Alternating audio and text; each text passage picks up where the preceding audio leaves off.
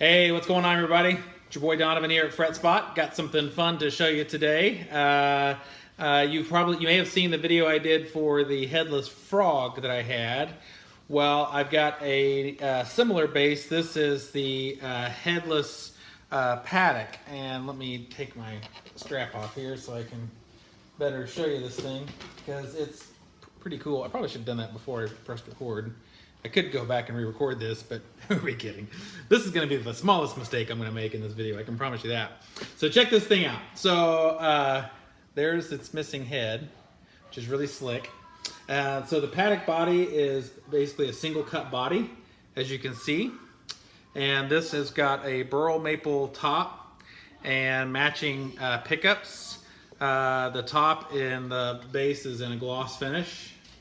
It's got an ash body. Maple neck with, I gotta look at my notes here because I can't remember what we did.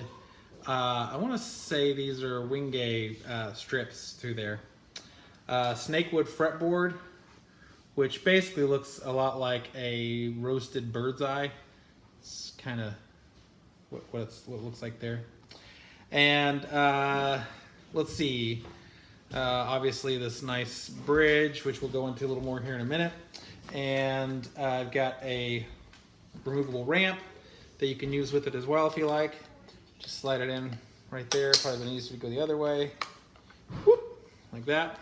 So you can have a ramp, and it's got double-sided tape so you can take it off if you like, which is really slick.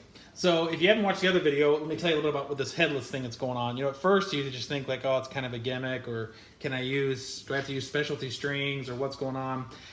Well, this is really cool. So essentially what's going on is you can use any of your strings you normally use, and your favorite string, whatever. It doesn't require a special string for it. You're running it through the bridge just like you really would any normal bass. It's just kind of going through there. And it's going through the top. You undo the little bolts at the top, the nuts at the top, and run the strings through, bolt them down, cut the ends off. And so you can use any string you want. The thing that this does, though, that's really cool is it gives you such precise tuning with these. These are way more precise than any normal tuning key. And then the tuning stability is unreal. Like, basically once it's tuned up to pitch, it's not going out. Now, in the very beginning, you know, you might, when you stretch your strings just a little bit, you might notice a little bit. And of course, every bass does that a little bit. But on most basses where you've got the headstock up here and you've got the strings wound around, when you're pulling it, you're not just stretching the string, you're actually stretching the slack that's up in the headstock. Well, this doesn't have any of that. So essentially, once the first time you tune it and you kind of just pull it just a little bit just to stretch the string a bit, that's pretty much it. It's going to stay pretty much after that, barring heat and humidity changes, stuff like that. It's really, really impressive. So with the electronics package on this, we've got Haussel pickups. It's their Jazzbucker pickups, super, super nice. 3-position switch for series, parallel, and single coil. And on the video, I run through all those tones. So you're going to hear every single one of those tones. You'll even hear a soloed bridge pickup tone, and you'll also hear a soloed neck pickup tone. That's at the end. And a Noll 3-band preamp. But let me show you something else that these guys do, which is really slick.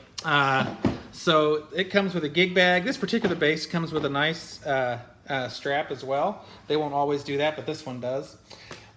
He sends you get a little baggie in here with the tools that you need to adjust everything. Everything's super simple to adjust, like all the Allen wrenches come in this nice little drawstring bag, which is great. And then I think this is probably the best part, is the Maruszczyk. They always send you this little folder, and inside that folder you're going to get you're going to get me dropping everything that's inside of it. You get some stickers. And you get an authenticity certificate, which is there. You get the instrument specs on your instrument. And you get basically kind of like a catalog, which, you know, whatever, they got a website. But this is what's really cool, is you get a manual.